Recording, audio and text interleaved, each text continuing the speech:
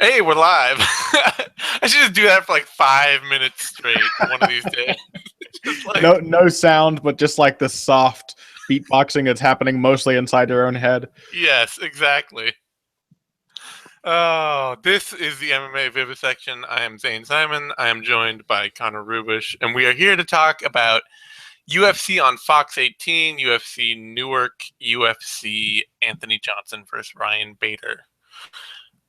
Should be a really solid action card. Yeah, absolutely. I love the main event. I love the whole main card. I'm honestly, it's a card that it has one of the most middleweight fights of all time, which I'm definitely looking forward to. And then it has a bunch of other either action matchups, comeback fights, or opportunities and prospects fighting on this card. We've got Levon Makosvili, we've got Randy Brown, we have Dustin Ortiz, still kind of a prospect. We have Olivieri Mercier. We have a ton of, and Sage Northcutt, obviously. We have a lot of prospects fighting on this card. So, and Jimmy Rivera, a lot of people who seem to be on the upswing right now and have a lot of potential. So it's a card that should have big future implications. Yeah, and even the guys who aren't coming off wins or who are less notable and aren't like fighters anybody cares about essentially. Most of them are action fighters. Like Yeah, most of them are guys that push a good pace and are fun to watch whether they win or lose, yeah, Kevin like Casey, even when Kevin Casey's losing horribly, he's a hot mess, He's yes, absolutely. and same with Tony Martin. He's a guy that works really hard to finish for as long as his gas tank lasts. And Matt Dwire. yeah, Matt Dwire. Like even the not as good fighters on this card are fun, scrappy action fighters that should put on a good show. Absolutely. So dive. Oh, I gotta pull up odds because my head's all over the place. Come on, Zane. Man, I'm sorry. I'm letting everybody down. I know. What a horrible start to the show. Really just falling apart here. Absolutely. Totally off the rails from the beginning. But to start things off on the right foot, goddammit. Matt Dwire, Randy Brown, welterweight fight. Give me some thoughts. Well, I half suspect that the UFC started this looking for a fight show just to fuck with analysts who try to predict fights because there is no footage out there of Randy Brown. Oh, you know what? You should have asked me. I have 3 of his full fights. Do you? Do Yeah. you? Where'd you Yeah. get him? Guy on Twitter, B So reader who you had an inside line. Yeah, he tends to get a hold of everything fight related, and I would have loved that. Yeah, I would have loved that. Maybe if I had the contact information for Lou, who runs Ring of Combat. Oh yeah, what's his name? Lou. I keep wanting to say Lou Ferrigno. Not Lou Ferrigno. So if I could have gotten in touch with Lou Ferrigno, everything would have worked out. I mean, from what I have seen, and you'll probably have a better angle on this. Yeah. Randy Brown looks like he's athletically gifted. He doesn't look like he's particularly smooth technically. Like he really throws himself into everything he does. Kind of goes off balance, but recovers his balance with kind of a natural grace. But it's just kind of like, all right, I'm going to athlete everything at you all the time. And for that reason, I kind of felt compelled to pick Matt Dwire here. Dwire is hittable. He's hurtable, but he's tough. He's come back in a lot of fights, and he does a lot of damage with his own hands. He's got a lot more experience at this level against higher level competition. And I think he's only not won by KO. Actually, I think he's won every single one of his 8 wins by knockout. So I just feel compelled to pick Matt Dwire here. Yeah, although that is slightly a bad thing as well. Like, I mean, it's the same is true for Randy Brown that he's won, I think, all of his fights by knockout. Sure. But it does mean that, like, if either guy can't knock out his opponent, are they gonna win? Like, do they have what it takes to actually win a decision? And having seen more footage of Randy Brown, I'll say this: he is probably a more well-rounded fighter and more skilled fighter in the long run than Matt Dwire. Like, he actually has decent takedown defense and is a willing athletic grappler. His problem is that he tends to be, because he's so inexperienced, he tends to be an overly aggressive grappler where he'll be stuffing a takedown and then he'll just suddenly jump on somebody's back and try for a rear naked choke and then get shucked off and end up on his back. His takedown defense isn't quite as bad as you would guess from the way his video highlights are edited, where they edit out everything except him like getting up off the ground. You're like, okay, well, I see you hit this sweep off your back, but how did you end up off your back or on your back? A lot of times he seems to end up there because he'll like suddenly just decide, oh, I'm going to try and roll for a heel hook or jump for an arm bar or something. Well, who knows? That could be a problem that he never gets rid of if he's anything like Yuri Alcantara, who we'll be talking about later. It's true. That could be a long-term thing for him. I think mostly he reminds me of MVP, not just because they have a similar build and all that, but because he doesn't have the one-shot kill power of Page, and he's a much more willing grappler than Page. But he's got that same kind of like, not always that fluid, but sharper than expected striking, and a very confident fighter. So I don't know. It's kind of a coin flip for me. I think he's definitely probably a little faster, a little smoother than Matt Dwire, but he's much less experienced. And this could be, I mean, I kind of expect this looking for a fight show to dig up a lot of guys in this brown Northcutt mold where, you know, they're going to go out and they're going to find all those really exciting, totally unpolished athletes that need a ton of building. And it's just going to be like, well, the UFC's never done a ton of building of talent. Like, that's not their way. It's still not a bad idea, though, to basically take these guys. You're like, okay, they're athletic. Now let's give them more money than we would give a normal newly signed fighter and give them the opportunity to get the kind of training that a natural athlete needs. Because what has hurt MMA for a long time is the fact that natural athletes don't go for it because the opportunities aren't there. You know, why not play basketball or football or box if you want to do something athletic, because you can make money doing those things. And this is actual scouting. Yeah. Less akin to what the UFC typically does, which is they tend to take guys on paper. They say, okay, how many guys have you beaten? How many top guys have you beaten? Then we scout you. And then we say, okay, do you actually look like you have a good, you know, it's usually like, if once you're 10-0, we'll start looking at you. And then how well do your skills match up? How much do we need somebody and all that? This is actually, you know, scouting or a prospect is somebody that gets you fired. That's these kind of fighters. Yeah. And as unfair as I'm sure it feels to much of the rest of the roster, it is only good for the sport in the long run that the UFC is going out there and saying, okay, we're going to throw $40,000 at you, 4-0 prospect, because that means that other people who are athletically gifted and want to fight can say, oh, well, you know, I can make it to the UFC and make a living doing this. 40,000 to win, like Sage Northcutt's money is enough to live on with just one fight a year. And he fights a lot more than that because he's still young and athletic and growing. So that's a big opportunity for a fighter in that position. Yeah. I don't know. Smart money should be on Dwire here for an upset, but I feel slightly compelled to take Brown just because I don't think Dwire is going to test any of Brown's major skill gaps. Okay. You know?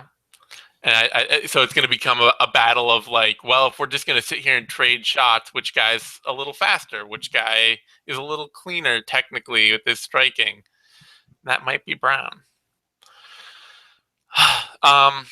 Odds on this have Brown favored very slightly, 159 up to minus 170. Matt Dwire, the underdog, plus 135 up to, or plus 130 up to plus 153. I do think Dwire is actually the smart bet and should be favored here because he's much more experienced. Yeah, he's much more experienced, and his only losses in the UFC are to Alan Jouban and what's his name? Albert Tumanov, and those are, no losses to turn your nose up at. And he went 3 rounds without Alan Jouban. Shows he's maybe not as fragile as he seemed. Yeah, absolutely. I don't think. Yeah, I mean, we know Jouban's not fragile either, and he got blasted by Tumanov too. There's no shame in that. Mm-hmm. So it'll be a tough fight, and I think that Dwire is a smarter pick. I'm gonna take a flyer on Brown because I like him, but whatever. Next bout, lightweight bout, Tony Martin, Felipe Olivieri. And Martin, okay, I'm really kind of disappointed that he's still fighting at lightweight and not fighting up at welterweight. And I feel like this is a good chance that he ends up losing this fight and being cut, and is actually a pretty good, promising young fighter and skilled fighter. But he's sort of exactly the guy that the UFC is going out and getting, and exactly the guy they've taken no time to build. Sure. Well, yeah, he got into the UFC and immediately had to fight Rashid Magomedov. Since then, he fought Beneil Dariush right after. He's and then even though his one win, Fabricio Camoes, is not an easy fight for a guy coming off 2 losses. No. And then he lost to Leonardo Santos, and it's just like, I mean, this is exactly what they've done over the years. This is a guy who started fighting in 2012, and by 2014, he's fighting Rashid Magomedov. This is prototypical UFC building, and why it's so suspect, why you have to worry about them picking up guys like Randy Brown and Sage Northcutt and all these other guys, because their history has just been, hey, we found this exciting young talent. Let's just feed him to a bunch of tough fighters and see what he does. And Felipe Olivieri is a newcomer, but he's also 9 years into his career and a pretty polished Nova União guy. Like, he's not the best wrestler in the world, but he's a decent enough survivalist grappler, and he hits hard. He's, a good enough power striker. And with Martin's history of fading, I mean, you kind of have to look at this as either Martin gets the early power sub, which is his game. He's well built for a power submission game, or he loses. And I don't see him getting the power sub over Olivieri. So I got to take Olivieri here. I see him getting the power sub, but I agree with that dichotomy. It's a on this week's Heavy Hands, Pat talked about 2 true outcome, or 3 true outcome, 2 true outcome hitters in baseball, and this feels like a 2 true outcome fight. It's Tony Martin wins by early sub, or Felipe Olivieri stops that early submission and either knocks him out or wins a decision. And so I think I agree with you. Do you get the sense that Joe Silva is one of the very best matchmakers in the world when it comes to putting together elite fighters, and kind of at the bottom of the barrel when it comes to building prospects? Yeah, I mean, the thing with him is generally that they love match. There's a very clear system to how the UFC matches fighters, and it's always winners versus winners, losers versus losers, and try to match them up with similarly experienced UFC talent. Yeah. So Tony Martin comes in, and he's fighting the similarly debuting Rashid Magomedov. Yeah, a newbie, Rashid Magomedov. Yeah, a brand new UFC fighter, and the similarly new to the UFC, and fresh off a loss, Beneil Dariush. And, in his second fight. And so they're respectively similarly experienced fighters in that position. And then, now he's had 3 fights. And so he gets matched up against Leonardo Santos, who has also had, 3 UFC fights at that point. Yeah, it doesn't really make as much sense as it seems like it should. And it's like the problem with the system seems to be that Joe Silva and Sean Shelby use the same metrics for matching up newbies and rookies and prospects that they do for matching up elite competitors. And so you at the elite level, you get good, toughly matched fights that make sense. Either two guys who have stalled in momentum or two guys who are building momentum. So you get a lot of climactic battles in the upper echelons of the division, but you get a lot of washed out prospects in the lower levels because these guys haven't gotten to the stage where they can survive having their momentum crushed so readily. You know, they don't have the experience to adapt to that. I do think Tony Martin does have that ability. He's obviously a very talented fighter. It probably would suit him better to be at welterweight. His gas tank would probably be a lot better there. And maybe his durability as well. But he's big and strong. He is very, very good on the ground, very technical, very strong in as a positional grappler, leaves very little space to escape. And he's got a great top submission game with the Kimuras and the head and arm chokes and the key locks and things like that. So I picked Tony Martin by a first-round submission, but if he doesn't get a first-round submission, it does seem pretty clear who this fight will end up going to. Yeah, and yeah, it's a shame because, you know, that's what I just, not to get too far afield here, we'll move on in just a second, but that's why I'm really glad to see them signing that Serbian guy, Bojan Mihajlovic, to fight Francis. Oh, there he goes. To fight Francis Ngannou on the Croatia card coming up here, because, you know, that's exactly the right way to build a talent like Francis Ngannou. You need somebody. You need to be careful. You need to get guys that are competitive and scrappy, but not super talented to match up with somebody like Ngannou, who can be, you know, this guy could easily be a future champion, and you do not want to run him into the dirt, matching him up against Jared Rosholt and Timothy Johnson and, you know, every other big, tough, ugly grinder in the division. You need journeyman. Like, you need journeyman. And even if you're just going to sign a guy, the UFC never signs a guy for like one fight. You know what I mean? Yeah. Which, even just playing like a matchmaking sim, if you play like the world of MMA, you learn pretty quickly that it's really useful to find some dude who has 2 wins on the regional circuit and say, okay, here's one fight. I'll give you this if you win, and then we can renegotiate if you happen to win, but you're being brought in to lose. You know, why not? It makes sense. You need to build prospects. And it doesn't mean everyone needs easy fights all the time, but you have to give them challenges relative to their level of experience and ability. Exactly. On that note, Tony Martin is the favorite, minus 185 down to minus 190 down to minus 175. Felipe Olivieri, the underdog, plus 164 down to plus 140. And honestly, especially maybe with a prop bet there, like, I could see, you know, I think there's maybe something to be done with Olivieri there. Yeah, it's not a bad underdog bet. Yeah. All right. Moving right along, Levon Makosvili, Damon Jackson.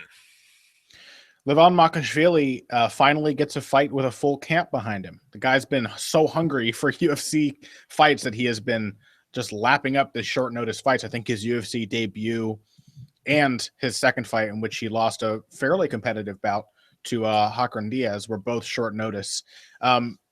Makosvili he's a very natural fighter, and you can tell. He has a really innate sense of distance. He's fast and explosive, not hugely powerful, but he covers distances very quickly, and he knows how much he needs to move to cover those distances. He's in the same way, he's kind of a good natural scrambler. He knows how to take away space or create space on the ground, and then what to do with it once it arrives. He is not a hugely technical fighter right now. He's kind of an overhand right and a winging, shifting left hook on the feet, and that's basically it. Maybe 2 overhand rights in a row if he's feeling creative. And, you know, that is a problem against the kind of guys that he fought so far against Hakran Diaz. But it is also a credit to him that his athleticism was enough to make that fight close against a very experienced fighter in Hakran Diaz. Damon Jackson, I think, is a smart matchup. We just talked about how the UFC sucks at making prospect matchups. I think they've done a great job here. I think Damon Jackson is a really nice test for Levon Makosvili. He has one area in which he is really dangerous. He needs this fight on the ground to win. So Makosvili knows with the camp behind him what he needs to prepare for, but Jackson is kind of a one-round fighter, kind of wears himself out, just going desperately for those takedowns, and he's going to give Makosvili a chance to scramble and react in one of his better areas. So I think actually we'll see Makosvili make a few improvements here, having prepared for an opponent, and I kind of expect a third-round TKO from him. Yeah, I mean, I think unfortunately for Jackson, who is a fun fighter, he's a fun scrambling action grappler, he's just not quite the cut of athlete you need to be to make that work in the UFC. We see, I mean, the sport is full at the lower levels of fun, scrappy action grapplers, and most of them don't make that cut to the next level because it's a style that just, as it gets beaten out of the sport, the higher up you go, because you have to be a superb athlete to make it work. Yeah.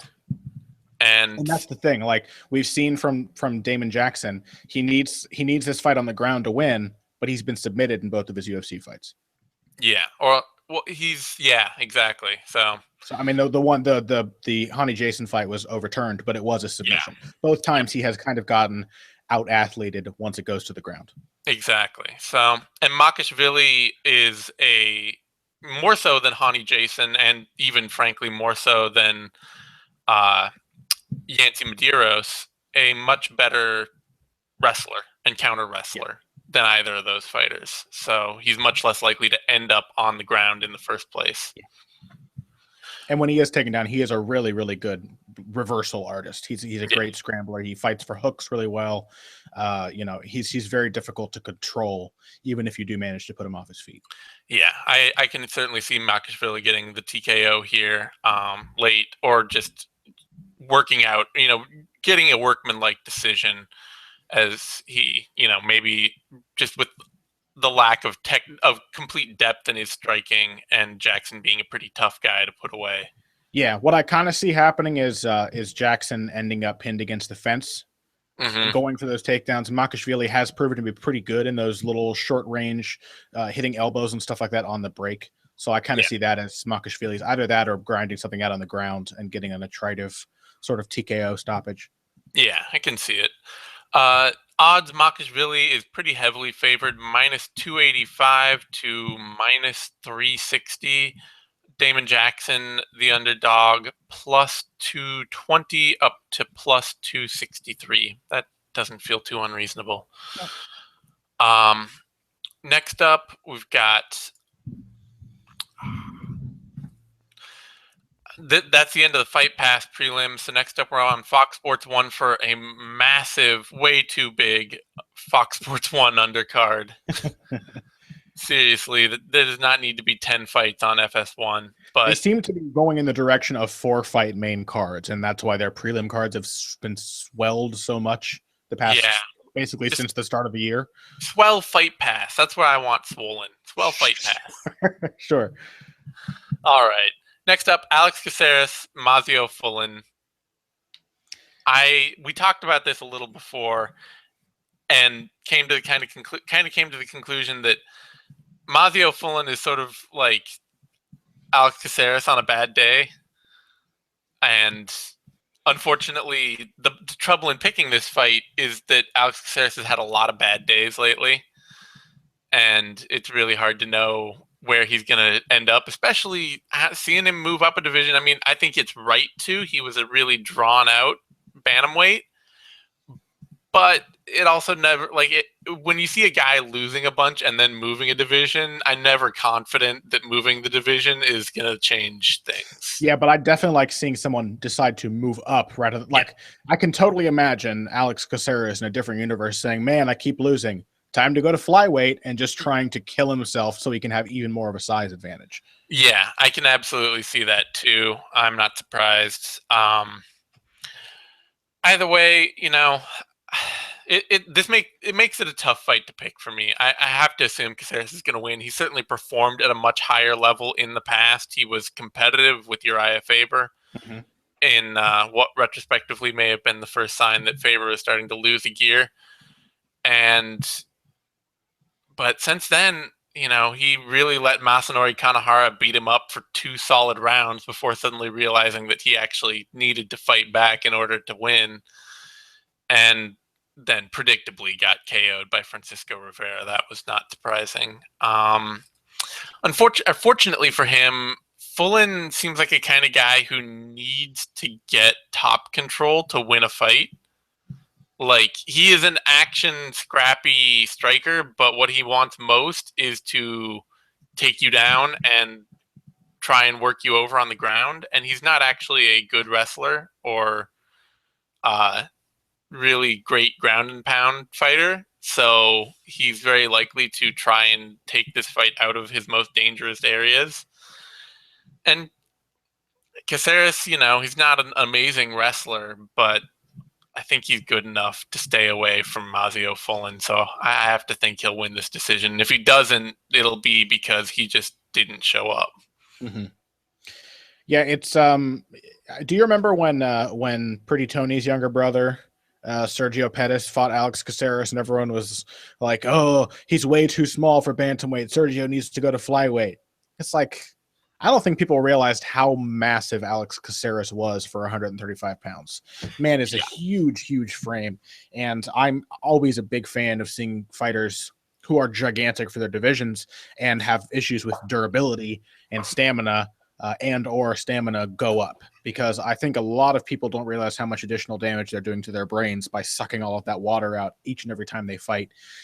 And while I'd be surprised to see Caceres have a Dustin Poirier-esque kind of revival at featherweight, I do think he can probably get a little more mileage out of his career by deciding to stop draining himself so badly.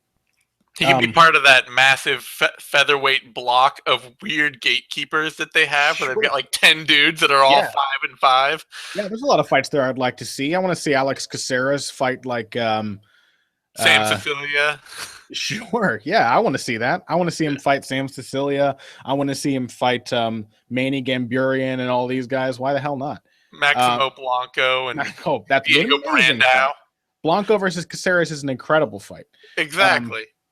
Mazzio Fullen is, like you said, he does good work from the top. He's damaging both on the ground and on the feet, but he is like an all offense all the time fighter. And I think he is similar to Caceres in a lot of ways that will end up helping Caceres in this fight, because like Bruce Leroy, he is a slow starter. And both of these guys tend to get hit early in fights. And so both of them tend to need a little bit of time to get going. And I think that helps Caceres with his higher level of experience more than it helps Fullen. That once both of them have gotten into gear, Caceres will be operating at a higher gear. And because Fullen is not an explosive, destructive fighter out of the gate, Caceres will have time to get into that gear. So I like Alex Caceres by like a 3rd round submission. I think Fullen is going to want the ground and will want it up until the point that Caceres proves how dangerous he is as a scrambler. And he'll probably get his back and choke him out. Yeah, that seems very likely. Odds on this fight: Alex Caceres is the favorite, -271 up to -290. Mazzio Fullen, the underdog, +246 down to +200. That's reasonable. That's fine. I wouldn't bet on it. I wouldn't bet on an Alex Caceres fight, even if I do feel confident that he'll win. Yeah, I mean, he should, like we said, he should win as long as he shows up. Like, that's the question. And I think it's perfect to say Mazzio Fullen is Alex Caceres on a bad day. Like, Mazzio Fullen is his shadow Link, but a little hungover. And you never know. And you never know if Link himself is going to be hungover too, because then it's still an equal contest, you know. It's true. That is a great way to put it. And the thing with Fullen is that you do know that he'll always show up. Like, he's always going to be there fighting the same kind of fight. Sure. So next up, awesome fight. I'm excited for this. George Sullivan, Alexander Yakovlev. Believe this is you. We have a real contrast in approach here. And Yakovlev going back to welterweight, because he was at lightweight for one fight with Gray Maynard, right? And I guess he decided it wasn't for him. Yeah, he had one fight at lightweight, which made no damn sense at all. He looked massive, but he must not have liked the way it felt. So once again, bravo for someone deciding that being gigantic for a division is not always the best way to go. Yakovlev, solid fighter, but has some problems with consistency. I think he's really kind of a defined outfighter. He likes to throw pot shots, single strikes. He throws them really well. He's a very technical striker, good straight left hand, kicks to the body and the head really well with that left leg. And he's pretty solid in the clinch as well. He's a good, long, tall fighter, and he fights that way. But he just doesn't throw a lot of volume, especially in the UFC against fighters who threaten him with takedowns. I think that has lessened his volume even more, where he's worried about being taken off his feet if he lets go 2, 3, 4 punches in a row. And I think George Sullivan's kind of a bad matchup for him, given that Sullivan is aggressive, takes damage well, and throws combinations. He's not as technically clean as Yakovlev, but he does put his punches together intelligently. Like, he may not have a very pretty jab or right hand or left hook, but they're all going to come in a sequence that makes sense. He's going to jab you to the body and come up with an overhand right, and then he will often go for a takedown off of that once he gets you against the fence. And I kind of think the wrestling and the ground and pound are the most underrated aspects of George Sullivan's game. He's pretty dangerous when he's on top of you, very capable of just mauling away, chipping away with elbows and punches, even as you're trying to reverse and stand up. He's got a really natural sense for staying in top position.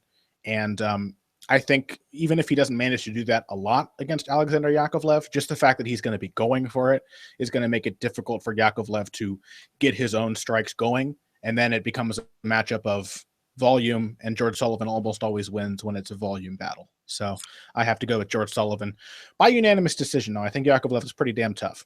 Yeah, I definitely I don't see George Sullivan finishing Yakovlev. I think the biggest fear for me, I feel a little bad for Yakovlev because he's very obviously a very skilled fighter. You know, this is a dude who's a master of sport in sambo, in combat sambo, in freestyle wrestling, and in hand-to-hand combat, which is damned impressive if you understand the master of sport system. Like, that's really, really impressive. And he fights with that technical aspect, and you see it really when he gets a chance to chain wrestle somebody, like when he was in that Gray Maynard fight and Gray Maynard wanted to wrestle with him, and Yakovlev just absolutely outworked him on the mat constantly. But the problem is that he's too big to be a lightweight, and he's not strong enough to be a welterweight.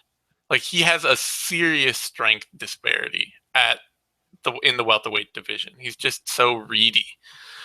And because of that, it kind of negates a lot of the technical side of his game. And I'm especially worried about that with George Sullivan, who is just such a pure, like, horsepower fighter. Yeah. Very physical. Very physical, very strong, really, needs to be the stronger guy in a match to win. And when he is that stronger guy, he can win. Like, he will do what it takes to either finish a guy or just outwork him and beat him up and make everything hurt and everything count. And so, yeah, I got to take Sullivan here. I think that he can scramble well enough to get up and push Yakovlev off him on the ground. And he just is too big and too tough for Yakovlev to sit and pot shot with at range. So I think Sullivan by decision makes a lot of sense here. Sullivan is actually the underdog, and I'm pretty shocked by that. Yeah, I'm not sure why that is. I guess my only guess is that beating Gray Maynard still carries a lot of weight in certain bettors' minds. I think it must, because otherwise, even though it was a fairly close fight, it was certainly the closest fight of Gray Maynard's entire depressing run over the last 2 years. Yeah, and we've seen Yakovlev. I mean, losing to Damian Maia is obviously not important, but losing to Nico Musoke is a lot closer to kind of what he's going to be up against here. Is a big, athletic, powerful guy that can do everything okay. And I think Sullivan's a little more consistent than Musoke, who tends to kind of slow down as the fight goes on. Exact. Sullivan is very much a 15-minute fighter. Yeah. So Sullivan is the underdog, plus 110 down to minus 110. Yakovlev is the favorite, minus 130 or minus 140 down to minus 119. So those I think are pretty good odds on George Sullivan, frankly. What is Sullivan by decision? Plus 179. Not Yeah, bad. you can get a little extra value by Sullivan out of Sullivan by decision. Because I don't think it's likely that he finishes Yakovlev. Yakovlev's always been very tough and durable, and Sullivan's not hugely powerful. He has to really dominate you to blow you out. So Yeah. Not a bad betting pick, I would say. That brings us to flyweight fight, Dustin Ortiz, Wilson Hace, and this is another fight that I really love. Mm-hmm. This is Ortiz, he's one of those guys, like a lot of fighters the UFC brings up, where you've sort of seen Dustin Ortiz for his whole career, so you forget that it's still really early in his career. Like, even he fought in Strikeforce a couple of times on his way up, and then he fought Ian McCall, and it's like, oh yeah, well, he's like, he was one of the top flyweight guys way back in 2011 fighting Ian McCall, so obviously he's a pretty old hand, but that was 1 year into his pro career. Yeah. And so since then, he came into the UFC just 3 years after he's been pro, and now we're starting to see everything is clicking. Dustin Ortiz is now starting to become a top 10 kind of fighter. And he's been having close fights with all of the guys that have beat him since he came to the UFC. Like John Moraga kind of didn't deserve a decision over him, and he had a very close competitive fight with Joe Benavidez. Yep. So just 3 years into his career, Dustin Ortiz has already proven to be a really solid high-level fighter. And he just absolutely took over Willie Gates. So, put on the kind of performance you want to see there. And Justin Scoggins, who had all the prospect buzz in that matchup, and Ortiz, I thought, earned the win in that fight. Yeah, I thought it was a more solid win than it looked like, or than it was scored as. The biggest thing with Ortiz lately has been his boxing has really come along to the point that he's a competitive wrestler and grappler with the best wrestlers and grapplers. Guys like Ray Borg, he was able to stay right with Borg the whole way through that fight, but he's a much better boxer than most of them. And so when he can force them to out of their wrestling and grappling games, he usually is handily winning the boxing portion of the fight. And obviously, he's not as good a boxer as maybe John Moraga or Joseph Benavidez, but he's also been able to then use his wrestling and grappling to get advantages in those fights. And this Wilson Hace fight, I think this matches up a lot like his Ray Borg fight. Hace is a more dangerous striker than Borg by a long shot, but he's not a consistent one. He's the kind of guy, he doesn't have the consistency in his striking to land more than one power shot at a time. And even if that hurts his opponent, he's not going to, the chances of him following it up with another accurate punch that will knock them out are really slim. Yeah. He does not have the ability to easily and consistently string together accurate power punching. And because Dustin Ortiz is tough and works at a much higher volume standing and is a very good wrestler and a very good grappler, I feel pretty confident that he's going to be able to compete with Hace on the mat to keep the fight relatively even there and then just outbox him standing up to win, to take a close decision, because he's not a power puncher. Hace is knockoutable, but I don't think Dustin Ortiz is going to KO him. And I think Hace is too good on the ground for Ortiz to just grind him out there. So I think it'll be a competitive fight, but I see Ortiz taking a decision. I think it is, however, almost guaranteed that Ortiz will knock Hace down at some point. Yeah. Because Hace has shown a tendency to get knocked down by just about everyone he fights. I think he was knocked down by Scott Jorgensen in a fight that was otherwise dominant. So it's not necessarily an indication that he's going to lose, but he's got the Eddie Alvarez thing going on. Yes. A little better than Eddie Alvarez too, because he doesn't go nuts when he gets knocked down. Like, he doesn't have to brawl his way out. He just kind of recovers. Dustin Ortiz, I think his boxing has really improved. I don't know the names of the instructors of Rufus Sport, but he seems to have been working with, he's always cornered by the bald or shaven-headed boxing or kickboxing coach that Camus works with, Chico Camus. And I think his striking is starting to look a lot like Chico Camus's, in that it's not like 100% technical or anything, but it's just, he just kind of has good timing, throws good combinations. If he ends up throwing himself out of stance, he's comfortable for a few seconds to fight out of that stance, and he stays composed. He's looking good, and his defense is coming along too. And that was really, I think, the big problem, because he's had this high volume approach going on for a while, but before he was really, really hittable. Even especially for a flyweight, he was just there trying to throw more than he was able to back up with his defense, and it's coming along. I think that volume is probably going to be the key against Wilson Hace. I think both of these guys are going to have some dynamite scrambles, but it's hard to see either of them just easily out wrestling the other. So a lot of this fight probably takes place in the clinch or at range on the feet. And there, Hace just does not throw enough. And I think he kind of slows down as the fight goes on. And that's exactly the opposite of Dustin Ortiz, who just gets stronger and stronger and stronger no matter who he's facing. So I think we'll have a really competitive first round, maybe even Hace taking the first round despite getting dropped. And then Ortiz will take the fight over from that point on and win a decision. And the odds more or less reflect that.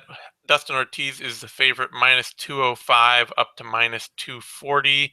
Wilson Hace, the underdog, plus 192 down to plus 160. I even think that's a little narrow, frankly. I think that I would be a bit surprised if Wilson Hace beat Dustin Ortiz. I would too, but Dustin Ortiz also a lot of close decisions in his career, so yeah. You never know which way the judges will see it if it's a close fight. It's true. And that brings us up to middleweight action, the ultimate middleweight battle of middleweightness. Kevin Casey, Rafael Natal. Rafael Natal may be the middleweight of them all, because if you look at his past 4 fights, he has fought Uriah Hall, Tom Watson, Chris Camozzi, the God, and Ed Herman, who just dethroned the former king of this division, Tim Boetsch. He is just like collecting middleweight scalps all over the place.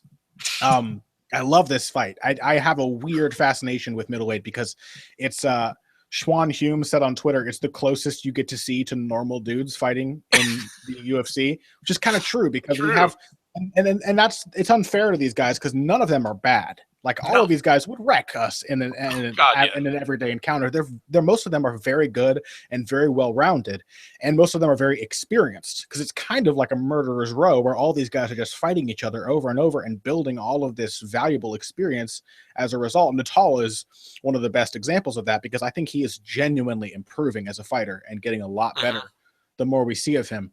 But it's also a division where you have all of these guys who are not quite welterweights, but small enough to make 185. So they're not populating the desolation of light heavyweight, but they're nowhere near the crazy athletic 200 pounders that are the top 5 at middleweight. They're so distinct from them, where like everything from number 6 down is just a goopy mess compared to the top 5, which is a shark tank at 185. So it's a weird juxtaposition, but it's a lot of fun. And I think this one could turn into a really fun fight. We've got 2 guys who, if they decide to go to the ground, will probably have... Second time. Oh, no, yeah, you're back. Oh, sorry. You froze for me. I wasn't sure if you could still hear me or not. No, you froze for me. Okay, all right. 2 guys who, if the fight does go to the ground, will probably be very competitive, fun, submission grappling battle. I don't think that'll happen, however. I think it'll probably be a striking match. And in that, I really favor Rafael Natal pretty heavily. Kevin Casey is really powerful. He's a potent finisher, but he is still relatively a one-round fighter. And I think it is... Okay, I called out Charles Oliveira once, and I don't want to make it sound like these professional fighters are chicken, because, again, Kevin Casey would destroy me. If he ever wanted to, he would fucking crush me. But Kevin Casey, I think, is often very eager for a reason to stop fighting. I think it's like when I try to grapple with my girlfriend and I put a, yeah, okay, not the way you're thinking. I'll like put a triangle on her and she's like, it hurts. And I'm like, babe, triangles don't hurt. It's just a submission. I'm not even squeezing. It's if you're not used to it, you think everything is pain and that you can't put up with it. Like someone being on top of you is pain. And for Kevin Casey, I think being tired is like a reason enough for him to stop fighting back. Like he gets tired and he's like, I don't know. Like in the Josh Salmon fight, was he knocked out or was he tired? I think he was mostly tired. He claimed he needed to have surgery on his eye after the eye poke in his last fight. And I have it on good authority that he was walking around without an eye patch, looking just fine days afterward. I think he's easy to finish after the first round because he doesn't like that adversity. And Rafael Natal has no problem with the grind. And I think he is getting a lot better as a striker. He's always been a pretty solid wrestler and submission grappler. I don't really see a way that Kevin Casey wins this other than by a flash KO. And Natal is really hard to finish. So it's Rafael Natal all the way. I think he's one of the strongest picks on this card, actually. Yeah, you kind of like Natal, you know, when he's doing exactly the wrong thing, which he is very capable of doing. Yeah. He can be finished if if you hit him clean when he's sitting there with his hands down and his chin up in the air and just kind of looking at the clock tick down or whatever might be going on in his head, wondering if he left the oven on. Yeah, then he's knockoutable. But if he's actually engaged in the fight and like consistently working, yeah, he's a tough dude. I mean, getting smashed in the head by 2 head kicks and a gigantic left hook from Tim Kennedy. Like, none of those were shots that wouldn't have knocked out another fighter in the same position. It was that Natal put himself in a position where he was incapable of absorbing the strike. And if you look at, you look at the Tom Watson fight, he looked like a transformed fighter in there. And likewise in the Uriah Hall fight, where I think he probably deserved a decision over someone who should be a much better, more dangerous striker. Yeah, well, Hall's career is probably going to consist of a lot of fights like that. Hall is one of the middleweight mid-tier pack who is nothing like a normal dude on the street, but is limited mentally. Yeah, that. But yeah, it's really hard to pick Kevin Casey in bouts against good, tough, consistent opposition. Yep. Frankly, I mean, that's just what it comes down to. Against the low end of middleweight, against new, fresh talent, I'm more than willing to pick him to win 65, 70% of the time. Like, you give Kevin Casey a can and he will crush it like no other. He is a destroyer in an easy matchup. And so, there are going to be plenty of guys for him to stick around with against in the UFC because middleweight tends to attract a lot of those guys. Like, I recently came upon a realization of, I think, one of the big reasons that middleweight is like that. When I was looking at Alessio De Cicero, new Italian middleweight that they signed, and everywhere in the world, middleweight is a series of small ponds, essentially. Like, if you're like a talented lightweight fighting in the Philippines, you are a big fish in a small pond. No matter where you are fighting in the world as a middleweight, you are a big fish in a small pond. Like, if you are a talented middleweight, you are the only talented middleweight for 100 square miles. Yeah, there are not a lot of men on the planet Earth who are around 180 to 200 pounds and who are very athletic. And the ones that are all playing other sports. Like, yeah, right. And so you get these what you get is a lot of guys who have these really distinctly built skill sets where they've been training, a lot of them out of small camps, or they've just, been somewhere where they got into MMA rather than another sport. Mm-hmm. And they haven't fought a lot of the competition that tests their skills and makes them have to evolve bigger games. So you get these really narrow games that get very defined over long periods of time. And then they get to the UFC and you have a whole big block of dudes that are exactly like that. And I think there are 2 kinds of guys who survive and get out of, or who thrive in that small pond experience. And they're the Uriah Halls and the Kevin Caseys of the world, who are like freak athletes who are just destructive forces. And then there's like the Ed Hermans and the Rafael Natals, who are just actually pretty good at a lot of stuff and work really hard.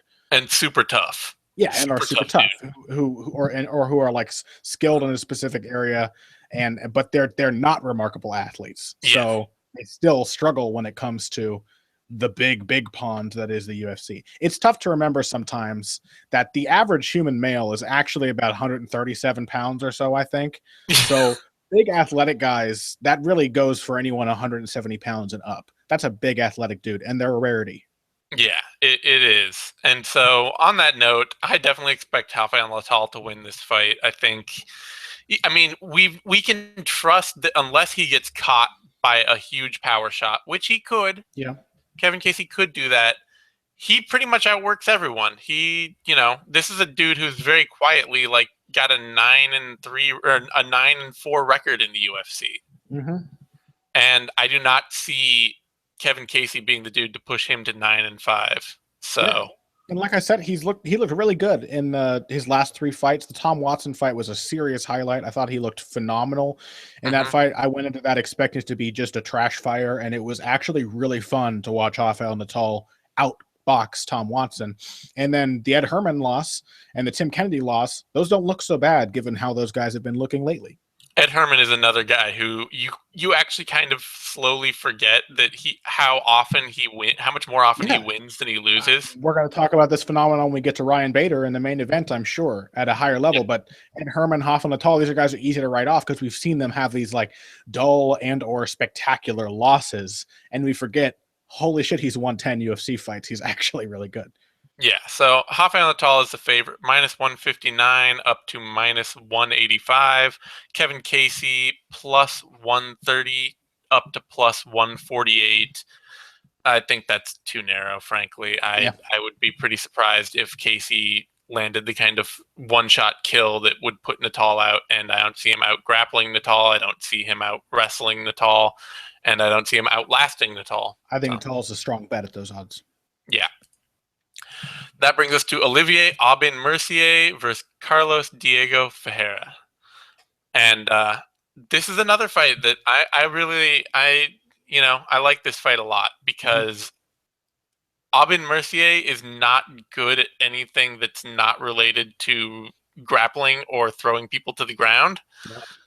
And Carlos Diego Ferreira is very good on the ground and very good at windmilling strikes with his arms out like a big wavy inflatable tube man. Wacky flailing inflatable tube man, arm man, whatever. Exactly. And so I'm really hoping this ends up being a prolonged ground battle with a lot of grappling and a lot of slick work. And I don't know who comes out on top of that because a lot of times in grappling battles, being a somewhat better athlete, because Carlos Ferreira is not a bad athlete. Like he's not so much worse an athlete than Aubin Mercier. Then I just think, Aubin Mercier is just going to absolutely have a huge advantage in speed and power and all that. Diego Ferreira is pretty good, and so I wonder, often when you get in that situation, the better technical grappler tends to win. They tend to be more controlling. They tend to, outwork their opponent. And I would say Diego Ferreira is the better grappler. He's certainly the much more practiced, better competition grappler. And I don't know. That's a tough fight for me. I feel like I have to pick Aubin Mercier because he is the better athlete and because he has learned to be a more practiced striker, to keep his distance and pick shots well and just kind of dart in and out. But he's not a dangerous striker and he's not a good one. No. And Ferreira is going to come after him and make him work really hard. So I don't know. I think I'm going to take Ferreira here. I'm going to reverse course off my Aubin Mercier pick, and I'm going to take Ferreira. Nice. I agree with basically everything you've said. I'm not going to end up agreeing with your pick, I don't think, but I think the parameters of this fight are really interesting because Olivier Aubin Mercier is used to fighting guys who are afraid to let go for fear of being taken down because he is a really dominant takedown. He's a takedown machine, in the words of whoever that Czech heavyweight is that I'm forgetting now. Olivier Aubin Mercier is a takedown machine, and most fighters can't handle that. Like Tony Sims, pretty good defensive wrestler, no chance against Olivier Aubin Mercier, and as a result, no ability to get his strikes going. Yep. He could not strike with him, and that's what really makes him dangerous. David Michaud managed to get some strikes going, but every time he started to get a rhythm, he was taken down and controlled. Jake Lindsay got wrecked, obviously, and Chad Laprise was the only guy to beat Albin Mercier, and Albin Mercier hasn't consented to strike that much with anybody since. So the difference between those matchups and this is that Carlos Diego Ferreira is really, really skilled off of his back. He's a great sweep artist, really good reversals. He's got a great half guard and a butterfly guard that he uses. He understands how to get underhooks and or overhooks depending on what he wants from those guard positions. Good technical stand-ups, and he can work with you on the ground too. And he's a willing striker. And I think he's willing because he has no fear of being taken down. He's not going to be worried about it so much. Now, Olivier Albin Mercier could put the fear of being taken down in him if it does turn out that he can dominate Ferreira on the ground. But for the most part, going into this fight, Ferreira is going to be happy to swing at Albin Mercier as he comes in. And while he's not very technical, as you pointed out, he is a pretty solid offensive striker. He's fairly accurate. He throws volume, and he hits pretty hard. And he's willing to do it. That's the thing is, and he's by that metric, he's a much better, more effective striker than Albin Mercier, who just kind of is really, really rote, like he spent half of that fight with Tony Sims desperately looking to set up a right uppercut. And like his coach in the third round is like, quit looking for that goddamn uppercut, throw straight shots for the love of God, just throw straight punches. Like he doesn't really know why he's doing what he's doing. He's just trying to mix things up without any clear thought process. I think he is more athletic. I think he's a good 3-round fighter. And I think he is one of the better takedown artists in the UFC right now. I think he's got just a whole bevy of finishes, whether of a judo slant or more wrestling style.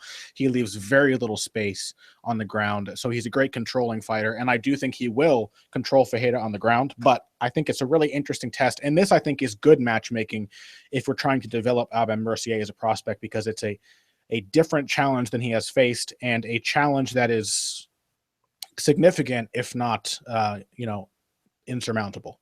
Well, and to that note, too, they're fighters who actually started fighting at the same time. For sure. Ferreira may have more fights, but he's not a longer tenured MMA fighter. No, and Ferreira's 31, so, there's not that much hope for developing as a prospect anyway. He may as well start fighting this level of competition. Yeah, it's good matchmaking. It's a solid fight. I'm going to pick Ferreira just because I get burned too often.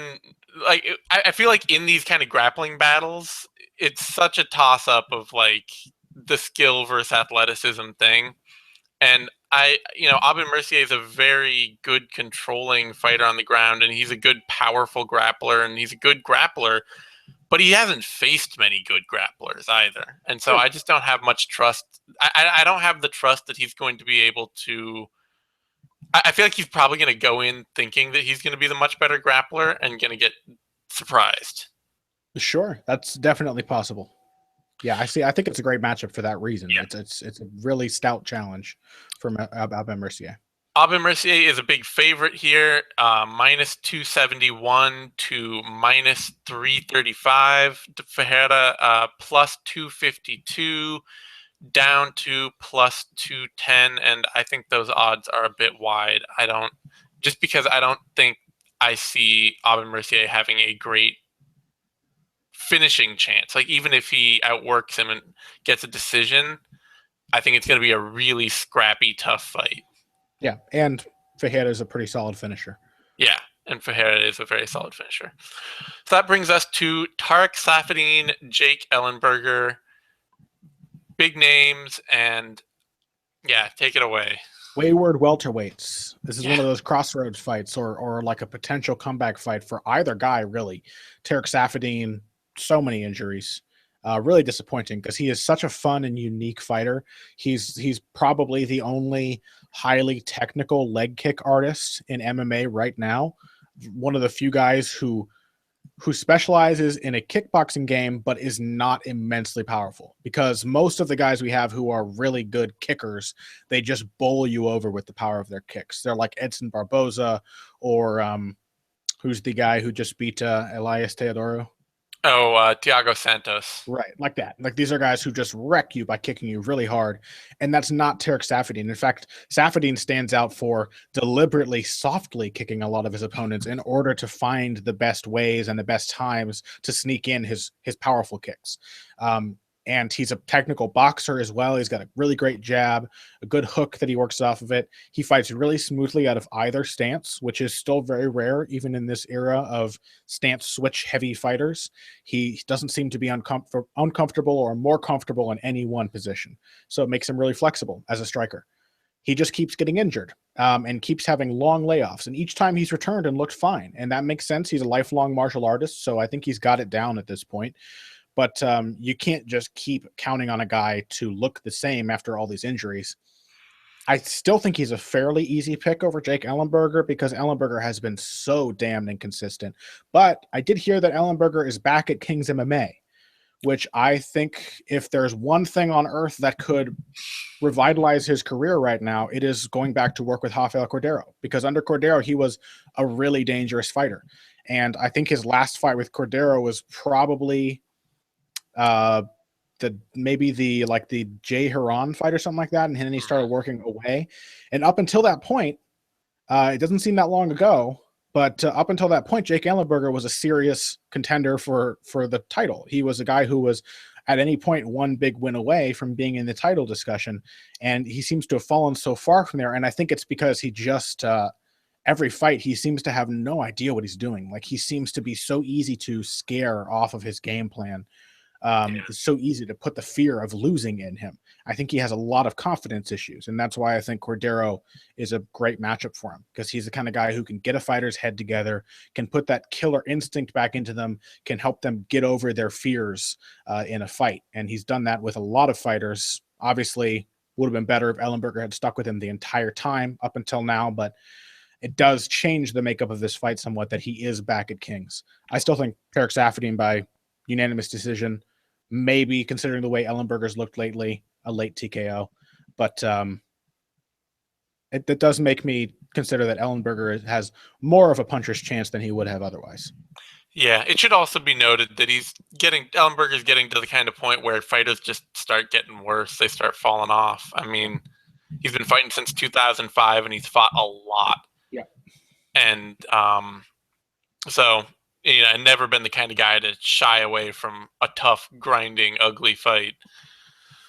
So there's just a chance that he's just not, that he's not on his way back.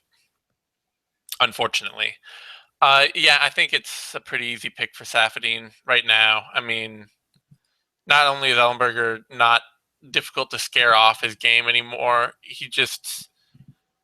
his game just seems less venomous than it ever has, even to start with. Even when he comes out, and early in the fight, this looks like he's waiting to be scared off. It's like, okay, well, I'm going to try some stuff, and that went wrong. Okay, well, I'm done. Yeah. Like he is almost looking for a reason to not believe in his chances. Yeah. And I mean, it was sort of like that Josh Koscheck fight. Like he had to hurt Josh Koscheck like 3 times to finally be like, that got him. It was 2 guys having the same internal struggle. Like It was 2 guys who one of them was battering the other and couldn't convince himself that it was actually happening enough to jump on the opportunity. So it's really hard to believe that Jake Ellenberger is going to turn a sudden corner back around from that. Saffiedine, still very much in the prime of his career, still has a very difficult game to figure out. And, I expect him to look good here. He is favored minus 235 up to minus 250 or minus 270. Jake Ellenberger, the underdog, plus 216 down to plus 180, and that's fine considering the layoff. Why not? And considering the power, Jake Ellenberger is probably one of the hardest hitters this division's ever seen, so he always has that chance. True. That brings us to the Fox main card now, off Fox Sports 1, now onto the main Fox card, and opening it, Sage Northcutt, Brian Barberena. And man, this is such a weird fucking fight. Like, I mean, especially at welterweight, and especially with Sage Northcutt talking about like maybe just becoming a career welterweight.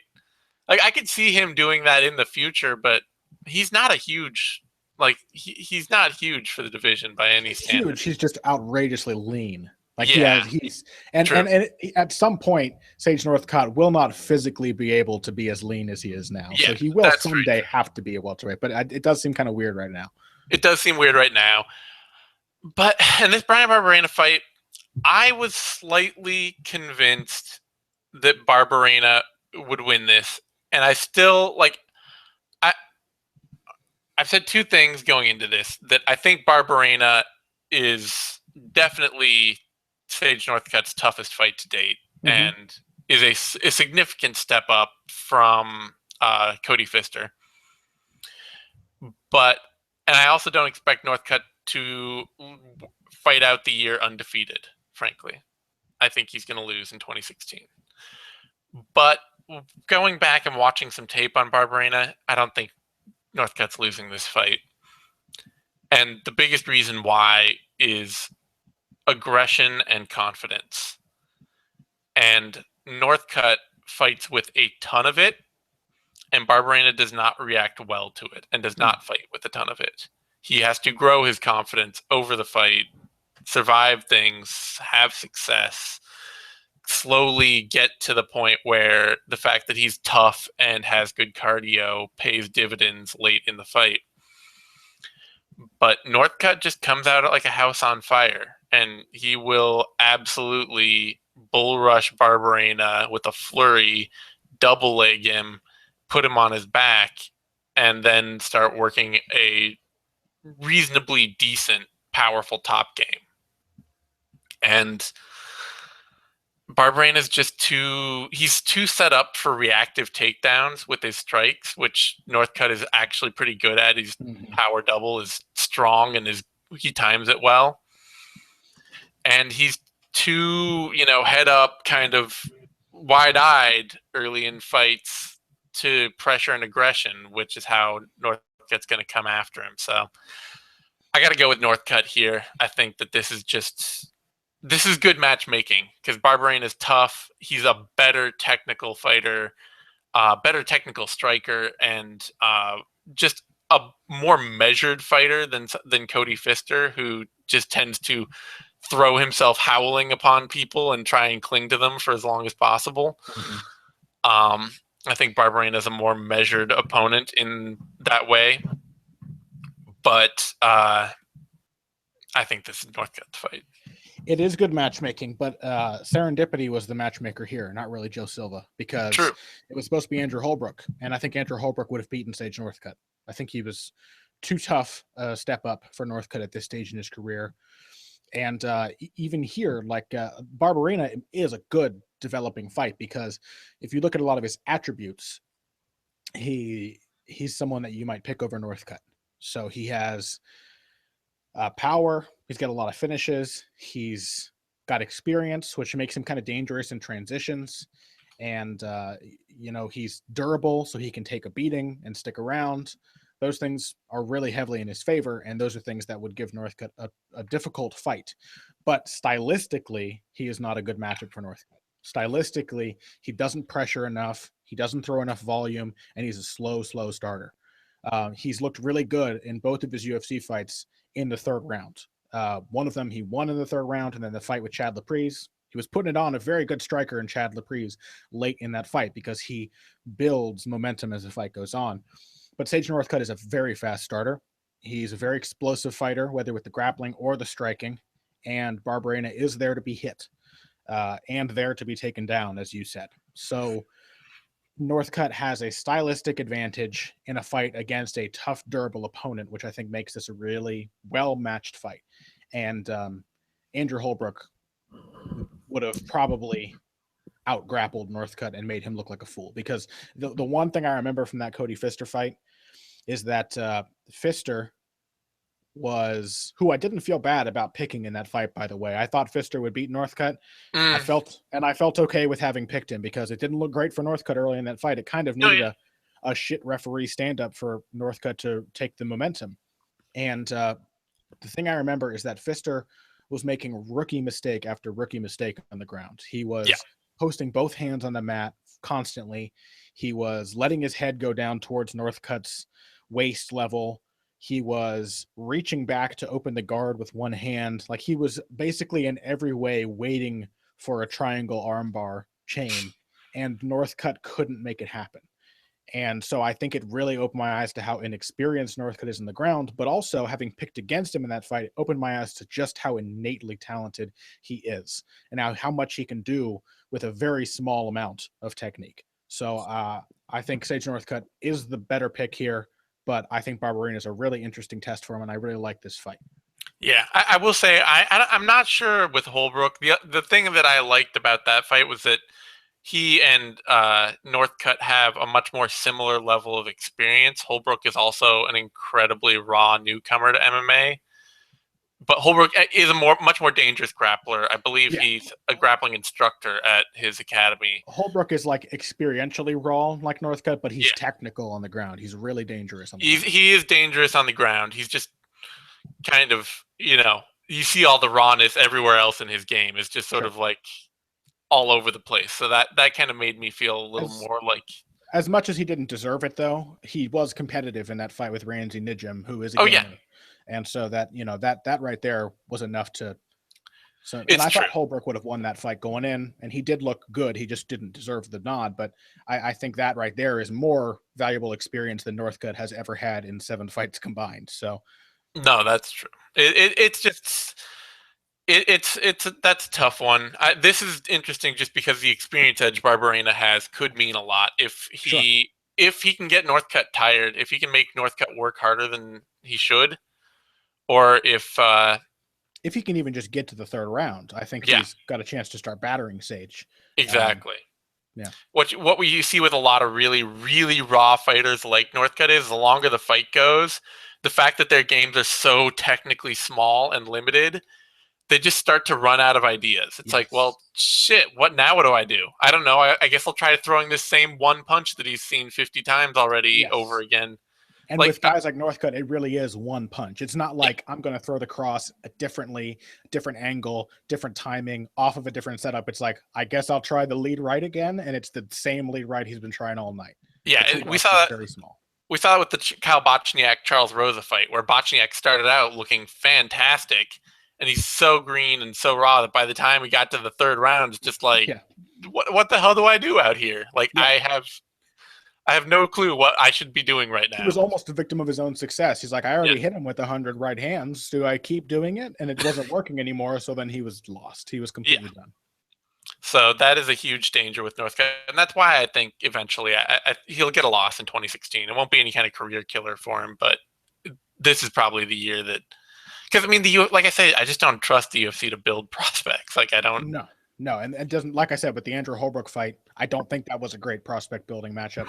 And I don't know what Northcutt's training situation is like. He said he intended to go back to TriStar. Can't find any pictures of him training with TriStar online. So I don't know if he has been or not. Weird situation with his dad. And he is chomping at the bit to take all of these fights. So they give him a tough matchup. He's going to take it. Yep. Next up. I did not read the odds for that fight. Sage Northcutt is the favorite, minus 390 down. No, minus 500 down to minus 350. Jesus. Minus 500 down to minus 350. Brian Barberena, plus 350 down to plus 290. Brian Barberena by decision is plus 585. Or even, let's see, Barberena wins inside distance plus 559. I think a straight bet on Brian Barberena is probably one of the better chance bets you can take on this whole thing. Yeah, just because Northcutt is so raw. There's no way he should be at minus 500 at this point, fighting any experienced opponent. Yeah, it's a popularity line. It's been influenced clearly by just the fact that Northcutt has all this shine on him. And really I've seen a ton of complaints that Northcutt is taking super easy fights. People don't have a sense for how green he is. And Yeah. so they think like Andrew Holbrook and Brian Barberena are scrubs. They think that Sage Northcutt should be fighting top 5 lightweights right now. They don't get it. So, No. and this is lightweight too, you know, technically it's welterweight, but it's a lightweight fighter. It's a deep division. Even the crappy lightweights it's not middleweight. Like all the guys who are not top 10, they're 2 or 3 wins away from being top 10. It's a tough division. Yeah, and and welterweight's no shallower. Like that's no kinder a division or place to be. Yeah, it's he's going to have a long, hard road ahead of him, and the idea that he should be anywhere near top talent right now is absolutely laughable. He kind of struggled with Cody Pfister. Let's just leave it. And that was the worst fighter the UFC could match him up with. That was the lowest level guy. Like the UFC, that's the thing. People, you got to realize, UFC does not have professional opponents. There are nobody gets to the UFC thinking, I'm going to be paid to lose this next bout. Like that's never on the mind of somebody who gets to that level. Yeah. Some of them find out they're professional opponents when they get to the UFC, and that's a sad thing. But the higher up you go, the higher up the ladder you go, nobody is there with the idea that they're going to lose any fight they're in. There's nobody in the UFC with like a 10-30 record who occasionally gets a surprising win. You know, they're not in the organization at that level. No. So everybody he fights is going to be, from here on out, is probably going to be beyond his experience level. Yeah. And is going to be a consistent winning, tough dude. Yeah, I mean, let's just say it. Everyone in the UFC, pretty much everyone in the UFC has a winning record and more experience than Sage Northcutt. Yep. It's a tough road. It is. That brings us to bantamweight fight, Yuri Alcantara, Jimmy Rivera. This is a great fight. This is a fantastic fight. I love this. Jimmy Rivera has just basically exploded into the UFC. He has, out of nowhere, turned into a power punching knockout artist, which he was definitely not early in his career. He's been one of the rare fighters to reverse the usual paradigm where instead of being a killer who turns into a decision machine once he faces tough competition, has been a decision machine long enough that he has now built up the confidence to start blowing people's heads off. He came pretty close to doing it against one of the very best prospects in the organization in Pedro Munoz. It was a tough fight, but I think he and Munoz are basically right on level with each other, and Rivera fought really intelligently in that, came back from a difficult second round with Munoz and found a way to get the win. I thought he deserved it. Both guys looked great, but Rivera really, really proved that he belongs at this level and that he is likely right on the cusp of being a top 10 bantamweight. And I think a win over Yuri Alcantara would be enough to put him there. Alcantara is hyper dangerous and hyper offensive to a fault. And that's where I think all of his problems have come. Alcantara is a very talented and very skilled fighter. If you watch him, like when he got Uriah Faber down in the beginning of their fight, for a brief instant, it was like Yuri Alcantara was about to be, like it seemed for one round like he was on the cusp of being a UFC champion. His top control looked amazing. He was so difficult to shake off. He clearly had a sense of where he needed to be, and then he turned back into Yuri Alcantara and started jumping on arm bars from the back and started lunging into big long distance strikes and going for flying knees.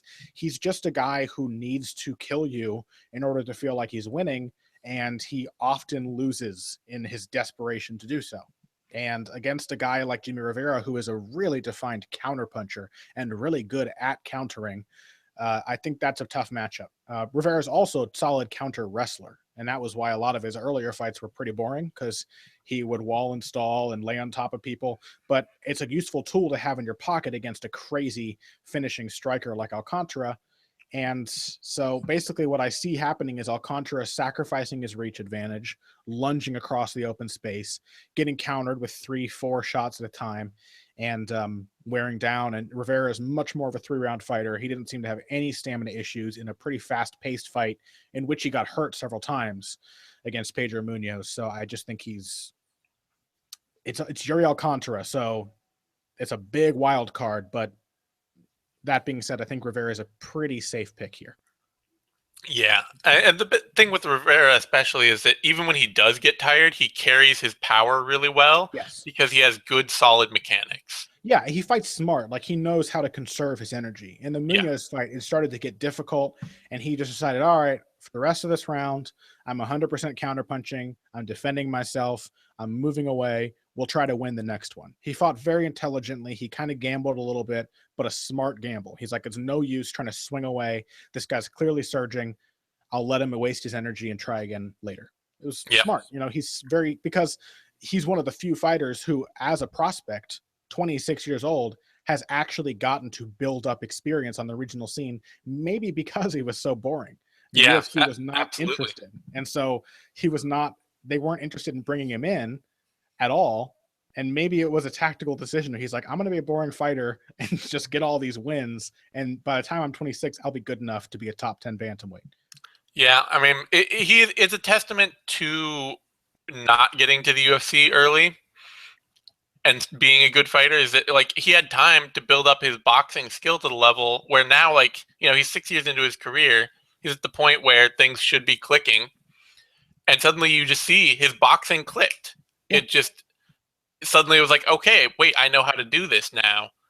And when he knew how to do this, he had the frame and the power and the mechanics to make it incredibly dangerous.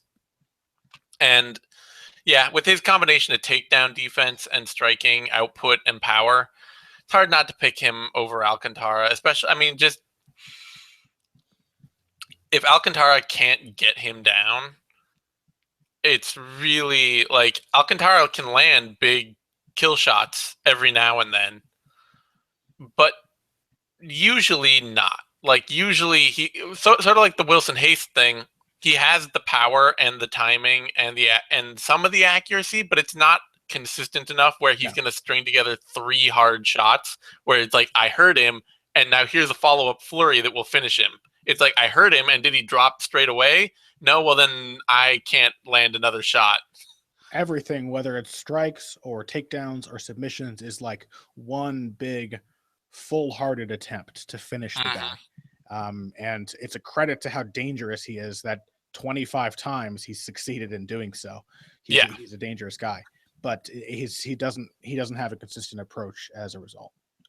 Yeah, and so I think Rivera, we've just seen that he's too tough to take down. He's too much of a wall, and I don't think he's just going to get knocked off his feet by Alcantara, even if he gets rocked by a hard shot. And he's a good positional grappler as well. Like he can scramble well and control from the top very well on the ground too. So hard not to see him taking a decision here. I don't see him knocking Alcantara out because Alcantara is tough as an old boot. But decision. If Alcantara is starting to fade, starting to lose a step, this could be what might be the first KO loss of Alcantara's career. It's possible. It's possible. Rivera reminds me of in a lot of ways is like Patricio Pitbull Freire. But not like a head case, He's like a really poised. He's like Patricio Freire, but with poise. Because that Pedro Munoz fight, it really demonstrated how calm and collected he is as a fighter. And when you put the dangerous knockout power and the boxing ability and the movement of Patricio Freire on a cool head, you have a really dangerous fighter. Indeed. He is favored to win this, minus 158 up to minus 180. Yuri Alcantara, the underdog, plus 153 down to plus 125. I'm glad to see that Rivera is not the underdog. I think he could probably even be more favored than he is, frankly. It might be even worth the bet down at 158. But yeah. I think, it's good to see it's always good to see the odds reflecting what should relatively be a reality for a new fighter. That brings us to the co-main event, Josh Barnett, Ben Rothwell, heavyweight fight. Who has slaughtered more goats going into this one? Yeah, I don't know. I should probably slaughter a few before I make my pick, actually, just to tilt the odds in my favor. Yeah, absolutely. I think I'm leading on this, aren't I? Yeah. It's it's heavyweight MMA, man. I think about these fights and it's just like, technically Barnett should probably win. He's a better striker than he gets credit for. He's not a great takedown artist, but he's a great clinch fighter, and he's a much better grappler than Ben Rothwell. But Ben Rothwell is reasonably hard to take down, and Josh Barnett is not a great takedown artist. Rothwell has become a better grappler, and he hits way harder and is just kind of that big, tough, ugly monolith of a fighter that does way better than everyone thinks they will in MMA just looking at them. I would love if he was Ben the Monolith Rothwell. I think that would be an amazing nickname. And Ben Rothwell probably doesn't know what that word means. There's a great Vine out there that Pat always shows me, which is Ben Rothwell. Someone saying, is this what some journalist joking like, oh, is this what Ben Rothwell wanted to happen in the division? And Ben Rothwell like posts a Vine of him wearing like a Sith hood playing chess, like moving a chess piece. I'm like, Ben Rothwell, you do not know how to play chess. You are not a fucking chess master. He's amazing. He is so amazing, though. He's amazing, and I love him. And shit, like both these guys, like, you know, Barnett's the guy that we recognize as being older than dirt, but Rothwell's been around forever too. Rothwell's been around since 2001. He has been fighting. He's still pretty young for a heavyweight, though. He was fighting when he was 18. So yeah, and fuck, I don't know. Like, this just bugs me so much that the heavyweight division is like this, because it's totally unpredictable MMA. Yeah. You know what? I'm gonna take Rothwell because that fight with Roy Nelson, Barnett looked great in that fight, but it's Roy Nelson, and it was a tough fight. Like, Barnett got hit a lot. He got put on his back some. He had a 3-round hard scrambling battle with Roy Nelson. And Roy Nelson's a tough dude, but he's not like more and more. He is a more limited, less notable force in the heavyweight division. And Rothwell's headed in the opposite direction. Exactly. And I just, you know, I feel like Rothwell has made strides to overcome losses like that Gonzaga loss where he just basically gets taken down and subbed. It could happen against Barnett, and I don't discount it, but I think he's actually worked on that enough that I don't see it happening. And, you know, I don't know. I just think that Barnett's going to get TKO'd probably. I think he's going to get knocked out. As good as his chin has always been, I don't know. I'm going to take Ben Rothwell here by TKO. This card for me, these last two fights are like make or break picks for me in terms of successfully picking really unreliable big dudes. Because with like Ben Rothwell, I picked him over Alistair Overeem. And I also picked Alistair Overeem over Junior Dos Santos. So those are two really unreliable guys I've gotten right. And then Ryan Bader, I picked him over both Rashad Evans and Phil Davis, which he was the underdog in both of those fights.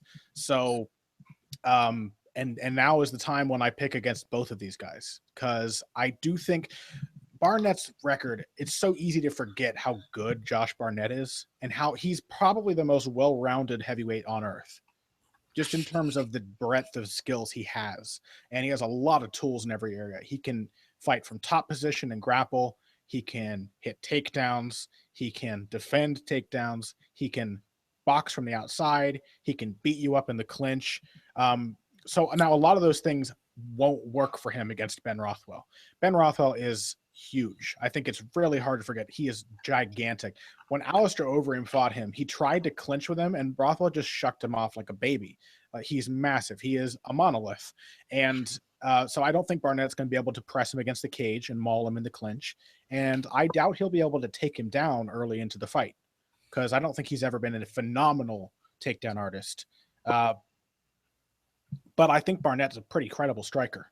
And if he comes into this fight with the mindset that he's going to box with Rothwell from range and kick his legs and move around a lot, he can probably absorb damage fairly well. I mean, the Travis Brown fight was kind of a weird one for him for having fought as a heavyweight for so long. Josh Barnett's only actually been knocked out twice. Yeah, no, I know. He's got a hell of a chin. Yeah, there's no question.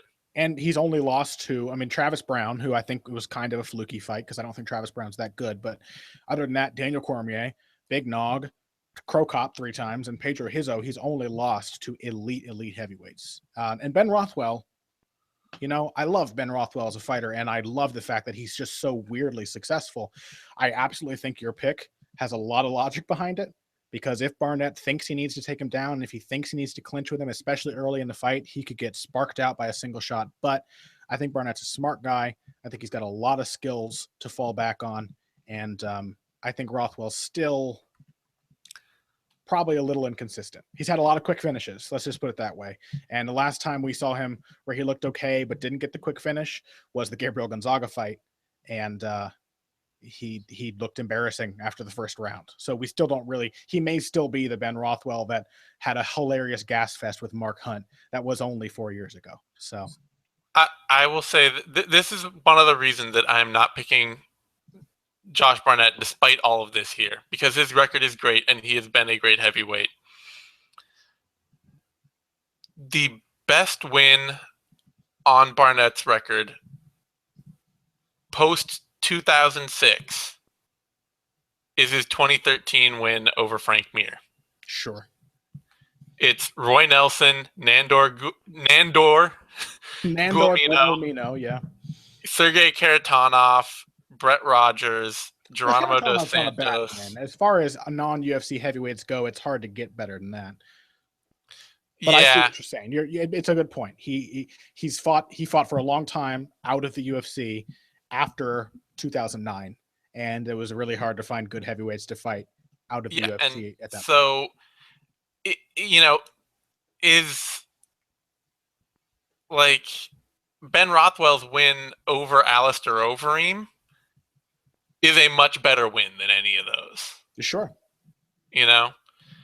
And that's like, I think that's a big thing for me, is that I've seen Ben Rothwell, like I don't know. I mean, it's a weird fight. I hate it. I hate heavyweight. I'll watch it. I'll enjoy watching it, but I hate heavyweight from a prediction standpoint. I totally see where you're coming from. I hope I'm right here, because I love being able to claim that I can correctly pick Ben Rothwell fights, because there aren't many people who can. So I may be wrong.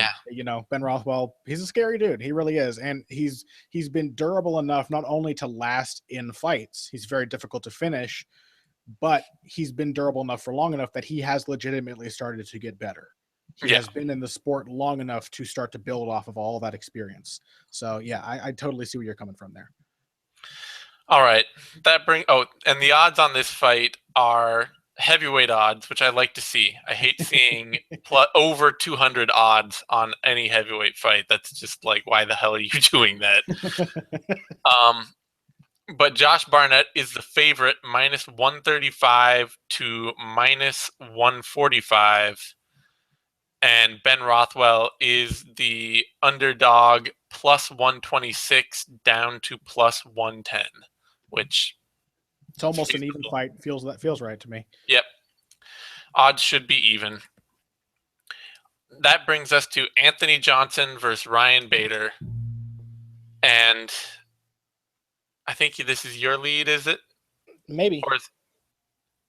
I'll go for it. Yeah, I love to talk. Talk.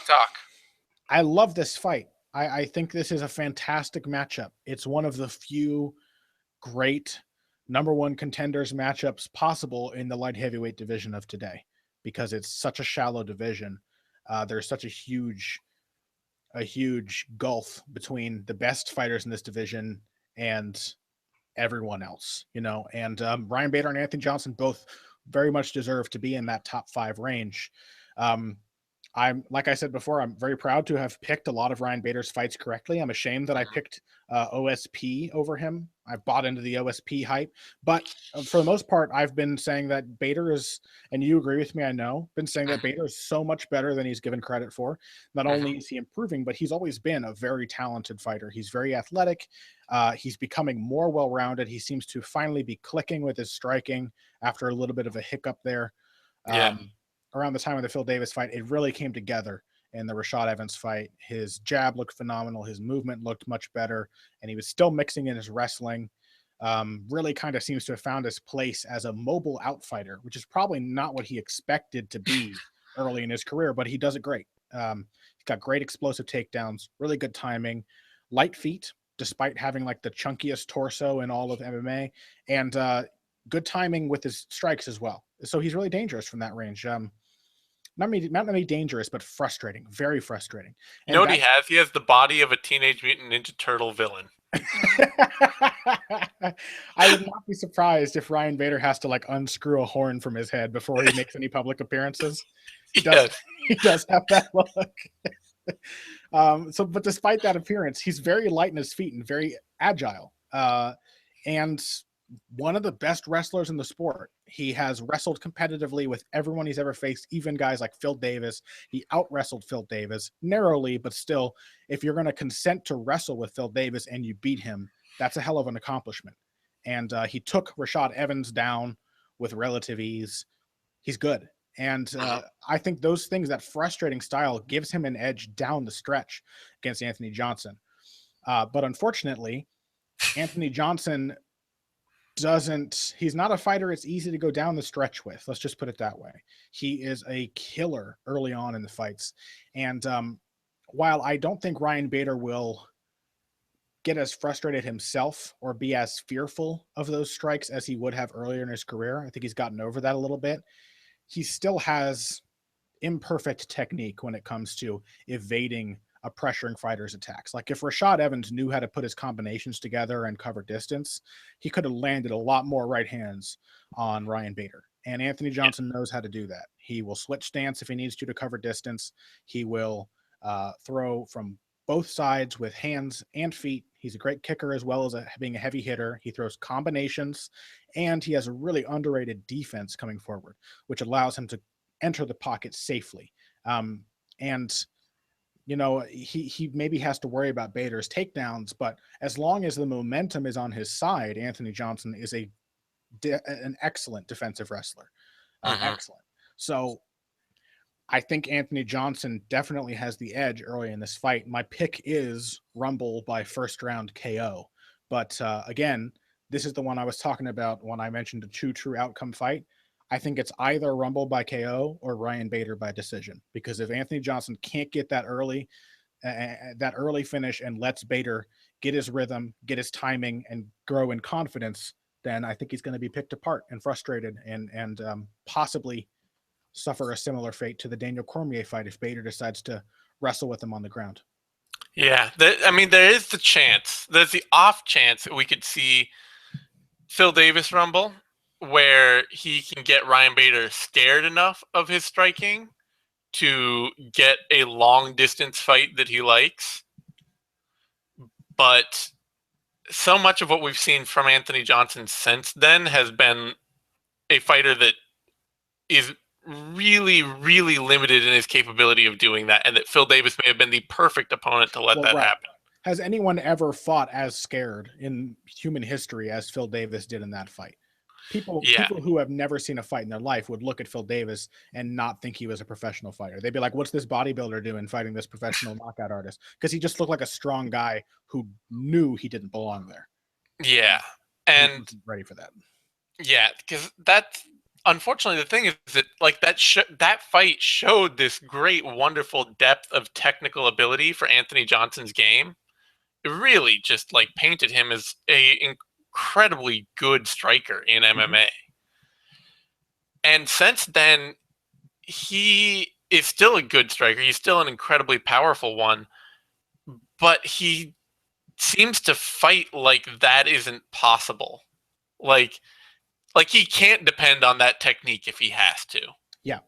And it's weird because you can see it's there. Like, we can see a fighter in that fight that is technical enough to strike with anyone in this sport.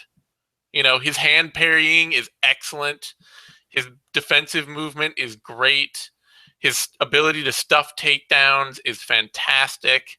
And then he's got great power and good combinations, and he's pretty much ambidextrous.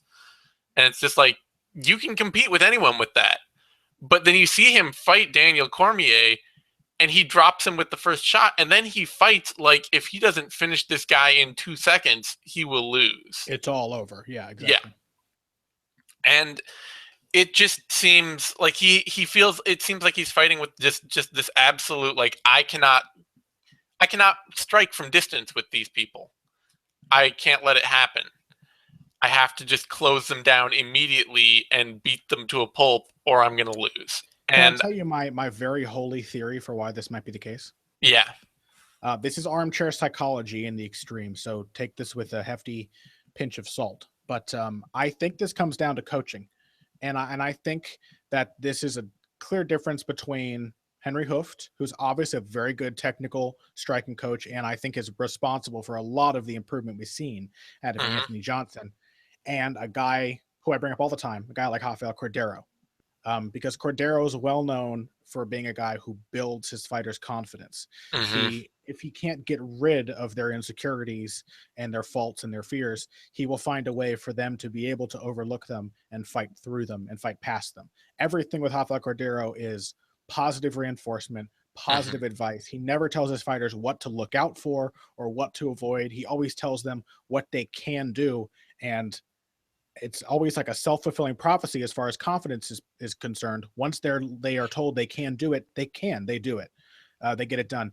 Henry Hooft seems to use a lot of negative reinforcement as a coach. He seems to kind of play on his fighters' masculinity, like like, don't be a quitter. Like he tends to like bring up the idea that you're a coward if you're worried about this kind of thing. And so I think we see guys like Rashad Evans, Anthony Johnson, and Abel Trujillo, all of these guys, athletic, powerful, dangerous, they crumble in the face of adversity. And they're all black zillions. They all train under Henry Hooft. I think he kind of enables that attitude. And so Anthony Johnson seems to have that, where he's really dangerous when things are going his way, but he's one of the biggest front runners in the sport when it doesn't. He's really a bully because he has these insecurities that are at the heart of why he's effective in the first place. It's built on a shaky foundation, all of these improvements. And it's not the same with a guy like Rafael dos Anjos, who has turned into a destroyer because he's gained confidence, Yeah. No, there's something to that. I don't, it as you say, it's armchair psychology, so you can't just like depend on it as truth. But he see, I mean, even against like Jimmy Manoa, he fights like he can't depend on the fight going the distance. Like, he has to close him down right away and smother him and beat him up. And it's like, you can outstrike this dude. You realize that, right? Yeah. You're better than him. So that is a major question because, it makes the idea of him scaring Ryan Bader off feel unlikely.